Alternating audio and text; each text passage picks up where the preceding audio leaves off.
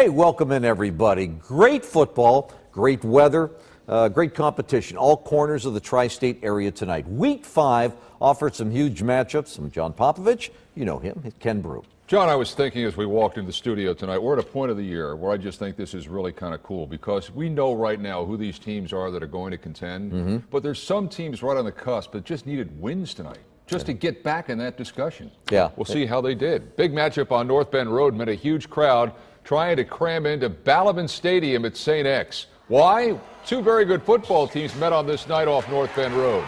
And right from jump, Moeller was playing solid defense. Bomber quarterback Sean Clifford was harassed all night by that Moeller defensive line. This wasn't his best decision. Chad Campbell picks it off, takes it to the house for the only Moeller touchdown of the night. A botched snap, a botched St. X snap was recovered by Moeller, and then the Crusaders turned that into this. Points. Matthew Coughlin's field goal makes it 10-0 Moeller.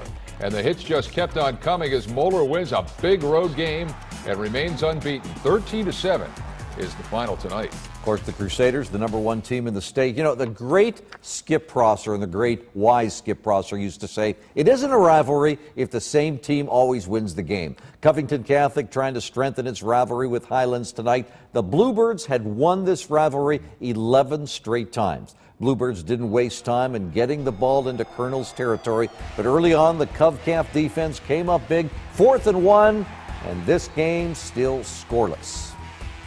Not for long, though. Highlands put together a solid drive in the second quarter. Good balance for the Birds, and it's Bo Hodge who finished it off with a 1-yard touchdown run, 7-0 for Highlands. Later in the second quarter, Hodge was able to show off his arm as well. He unleashes a 39-yard pass to Alex Veneman. Bluebirds went into the locker room with a 14-0 advantage in this game. Still close enough for Cov-Cath to close the gap, but that didn't happen. Into the second half, it's Hodge again, shedding tacklers. He runs 20 for the touchdown. Highlands makes it 12 in a row over Cov-Cath, winning tonight 42-7.